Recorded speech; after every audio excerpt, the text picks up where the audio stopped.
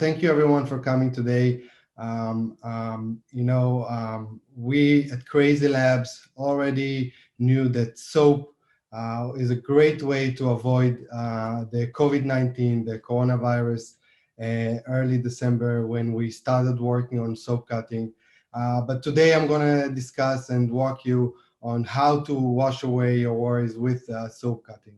And, in my opinion today, it is important to wash your hands at the same amount of time that you invest in playing a level in soap cutting.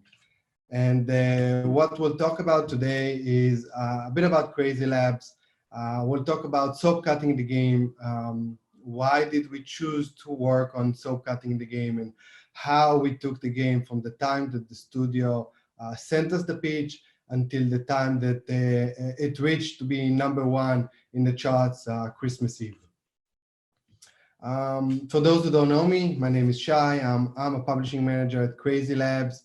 I work with developers and studios in order to get their game ready, their hyper-casual game ready to hit the top charts. I'm always on the lookout for very talented studios and developers who are looking to develop hyper-casual games.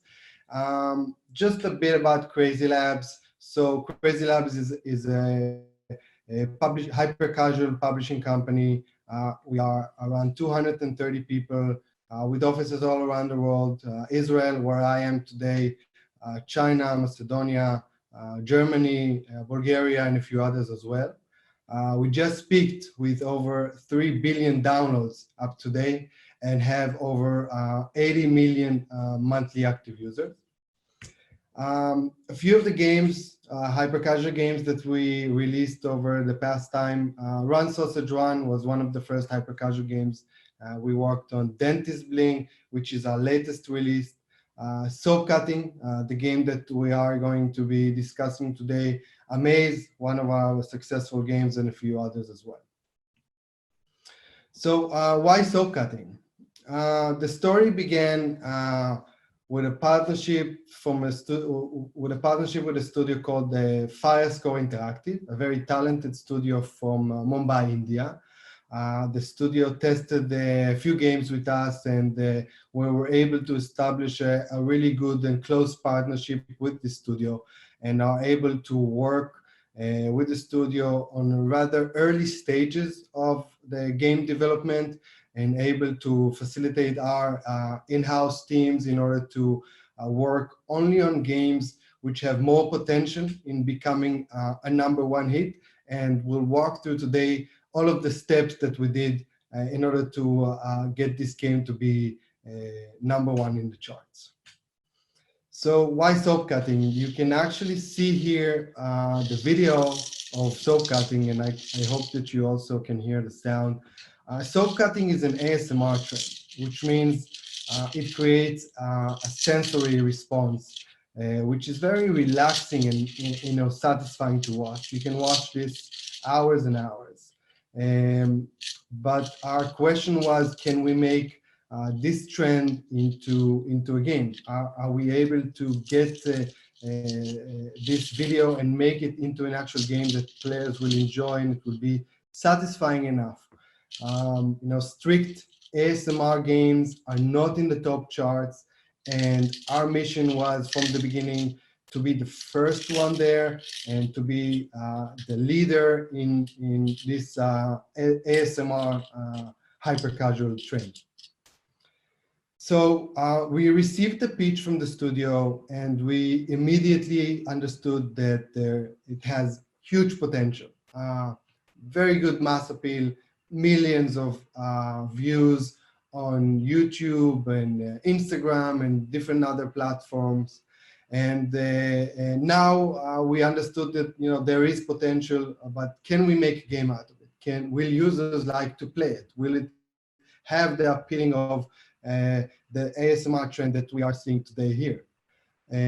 So there are many different ASMR trends. Not every trend can become a hyper-casual hit. The goal for us is to make the game as appealing as the video that you are seeing, and make it as satisfying as actual cutting the soap itself. So this is a timeline of the process from the time that we first received the pitch from the studio until the time that the game was released Christmas Eve and reached to be #1 in the charts. In hyper casual, the timeline is very important for many different reasons. The main one is that trends change very drastically and very fast. So you really want to be the first one to the trend and not being left behind.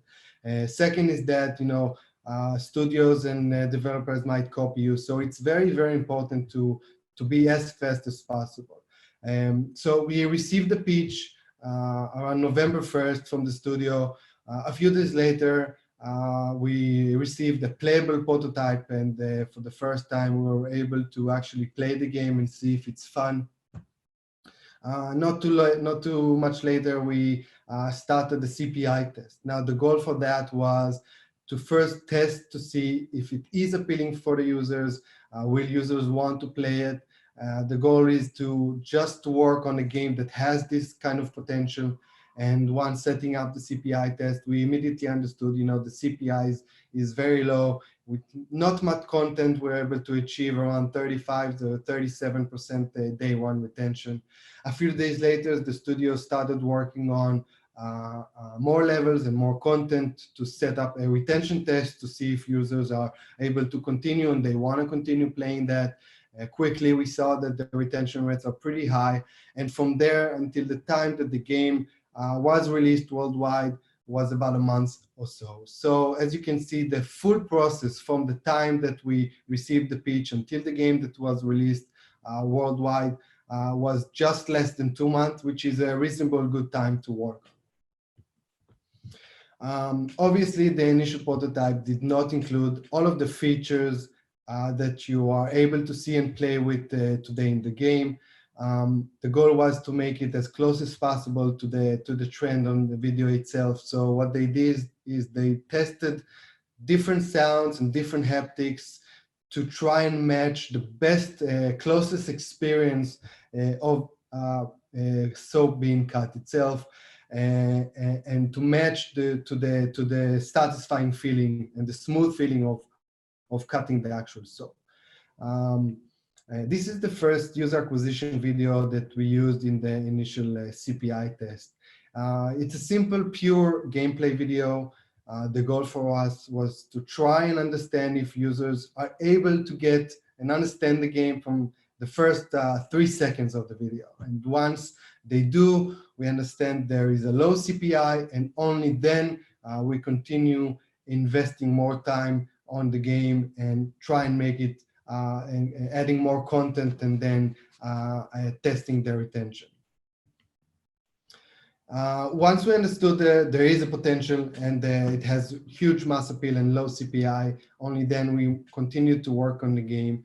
And the mechanic in hyper casual is very important. So one figure mechanic, simple gameplay is crucial here. The challenge for us was to see how players would like to cut the soap and use the knife in order to cut it. So what we did is A/B tested different kind of solutions. The winning one was moving down the knife to cut the soap and moving and swiping up to remove the crumbles and reveal the next layer in order to continue and cutting to the next layer. Continuing to work on the game, we worked together with the studio and our team in order to improve the UI. You can see here a really good example of how the game looked initially and how we wanted to and achieved at the very end of the change. If you are an ASMR fan and if you're not, the goal for us was to retain the user and give them the best experience as possible. And this was the outcome itself, and we saw that it really had amazing results. Moving forward, players should understand what is the game about, but just looking at the name and icon. So we A/B tested different kind icons. You can see here one of the examples that we tested, and the winner was the white shiny soap bar. You know, perhaps my guess is that this is maybe the soap bar that most users know either from the videos that they watch of soap cutting or from their own house.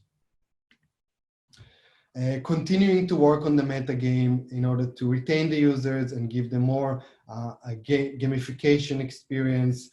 We added the mystery box that was not in the initial prototype. You can also see the changes that the mystery box had during the time that we continued to working on the game.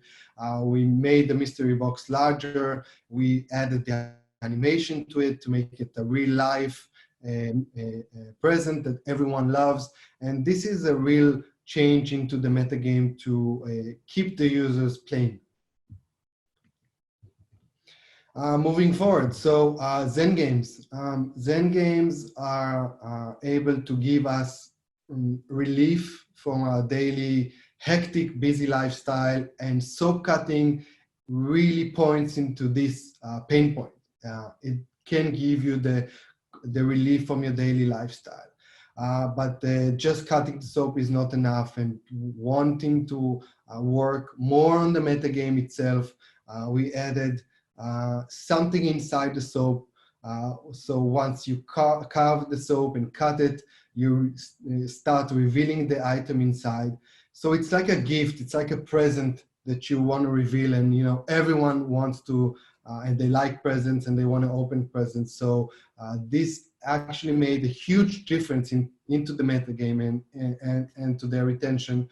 So adding this kind of feature and adding different kind of metagames can really improve the overall retention and the usage and the gamification of Zen-like games like soap cutting here. So once we released the game worldwide, this is one of our successful creatives. What we did here, and I am not sure that you can hear the sound, is that we combined a popular soap cutting real life video into an actual gameplay of soap cutting, the game itself. And it's unfortunate, but I'll explain.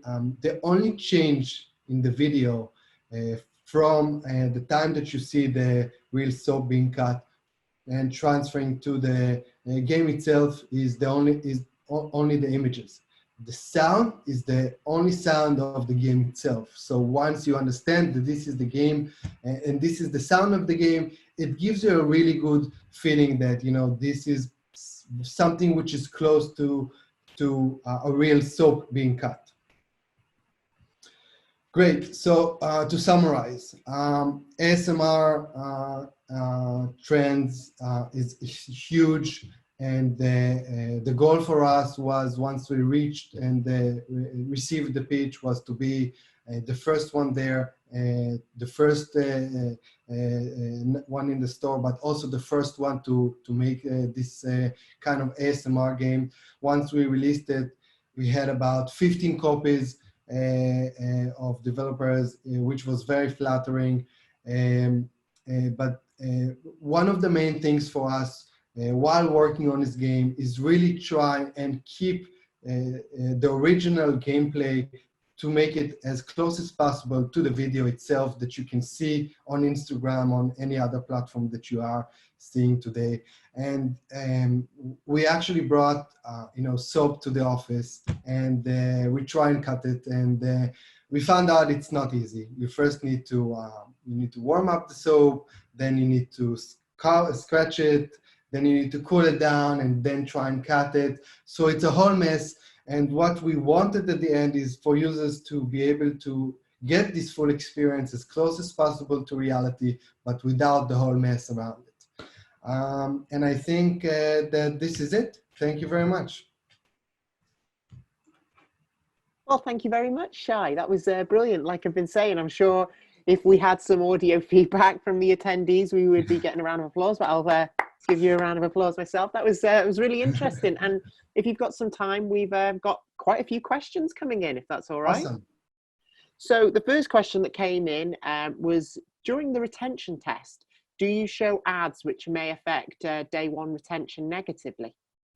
So no, during the first retention test, what we want is to avoid anything that will harm the retention. We want to see what will be the pure retention from just pure gameplay without any interfering. Yeah. Okay. Next question is, the CPI you quote, is the CPI for the video you quote right? Did you try 300 by 50 and 300 by 250 banners for UA? I'm not sure the sizes exactly, but the creative itself was the exact creative that we used in the initial test itself for the CPI. Okay. Next, someone who asked a similar question to our first speaker is, did you try noob/pro video ads? So creative is, we have a huge team that does all of the creatives, and what we do is we A/B test different creatives. It can be pure gameplay, it can be something similar to like noob, like pro. I'm not sure exactly if this specific game for soap cutting they tried or used this kind of creative, but I know that some other games are using this kind of creative. Yeah, okay. Next question is, can you share some insights on the ad monetization of soap cutting? Also, did you get any IAP revenue? So in-app purchase revenue is not something that we put much focus on. Specifically in hyper casual, this is something that it's common that most revenue will come from ads. But in general, what we see is maybe around 60% of the revenue comes from interstitial, maybe 20 to 30% from rewarded videos, and the rest comes from banner ads. Yeah. Next is, before validating the idea and CPI test, do you do CTR tests for YouTube videos? If so, what's the benchmark CTR for you? That's a good question. For this game, we didn't. And I know that some are trying to check for the CTR without having an actual game. I don't have the specific metrics for what will be a good CTR. For this specific game, we did not test the CTR. I explained the whole process. And then once we actually were able to get the first playable prototype, moving to a CPI test, and a few days later for the retention test, and just less than a month later for the release. A few more questions. Super popular talk. So if you don't mind, I'll ask a few more before we let you get off. Is apart from the US, what other geos did you see success in? So what other locations? That's a good question. We do see that US is maybe around 80% of the revenue, but we do publish worldwide, and Eastern Europe is a really huge market for us. China is also a really successful market for us. I know that soap cutting is being published there as well, but definitely US is one of the biggest markets for us. Okay, that's interesting. Did you use only the mystery box for increasing the session length, or were there other things that you were using to achieve the same thing? So yes, we did use different methods and different meta games. I gave a few examples of how we wanted to improve the metagame and improve the retention. Different kind of solutions can be in different kind of games. Here, there's also different items like the knives that you can buy with coins that you're able to earn, and unlocking different skins. These are the general things that used in this in soap cutting the game. There's one question here that I think is really quite interesting, especially the second part. So I'm going to ask you, which is, from the first retention test, how long did you take to fully develop the game? But I think a part of the more interesting thing is, how do you avoid being copied, even if it's almost possible? It's almost not possible to completely avoid that. I think that's an interesting question, especially in hyper casual. Yes, you're totally right, and this is the goal. This was the goal for us, not just being the first one there, but also avoid being copied. And we did see that other students try and copy. From the time that we had the first CPI test until the time that we did the retention test was just a few days. Luckily, we had a really good studio, which was really fast, and we were able to use our also internal teams to assist the studio and help them in whatever way we can in order to make it as fast as possible. And I think this is the key in order to avoid being copied. And for the first part of the question, from the time that we finished the first retention test until the game was fully released was less than a month. At this time, what we did was A/B tested different features, including the mechanic that I showed earlier in the presentation, different level funnels, different soap bars, and at this small period of time of maybe around 3 weeks, we were able to finish all of the A/B tests and have everything ready in time to release it. Obviously, after that, we continue to improve the game and work with the studio to add more features and improve it as much as possible to improve the retention and lower the CPI. Yeah, there's one here that I think is, quite interesting, because I think it's what we're all thinking is, it's such a simple idea that has like so much potential, and you guys along with the studio have really grown that into like this really in-depth, engrossing game. And it's like, do you have any insights into where that initial idea came from? So I know that the studio was searching for a really cool idea to pitch us, and I know that what they did is, obviously many studios do, is try and tap to the trends to see, what videos are really trending, what videos do you see that has many views, and soap cutting was a trend that we, myself as an ASMR fan, saw and loved, and I always thought it's nice. Perhaps someone will make a game out of it, and then the studio came and pitched us the idea. But it's not just seeing the video and saying let's make a game out of it, but it's everything around it. So what will be the actual game? Can we make it as close enough to the video itself? And this is the key, and this is what when having a really good idea and the gap between this and an actual game and a hit is. And this is where the studio and us as a publisher came in to get all of the insights and improve the game and make it as fast as possible. Yeah, thank you. I mean, we've got a few more questions, but I think it's maybe time to let you get on. So I think I'll pick one more, and then we'll let you get on with the rest of your day. But awesome. I think an interesting question is, especially with hyper casual, a lot of what helps that is the virality and sharing and getting everyone else engaged. Did you explore sharing of gameplay recordings for getting players sharing via things like social media? No, for this specific game, and I'm not sure even for other games, sharing the gameplay video was tested. It can be a good idea. It might be a small niche. When looking and talking about the virality, ASMR trends is something which is viral and can help the virality of the game itself to players ask their friends, this is a really cool, satisfying game, try it. Right, well, we've got one more question that the person's asked twice, so I promise this will be the last question, but the person seems very keen, so I'm going to indulge, is can you share some insights on the ad monetization of soap cutting? I think we've discussed it just earlier. In terms of monetization, it's mostly maybe 60% interstitial ads, and the rest would be rewarded videos, and a small percentage would be the banner ads.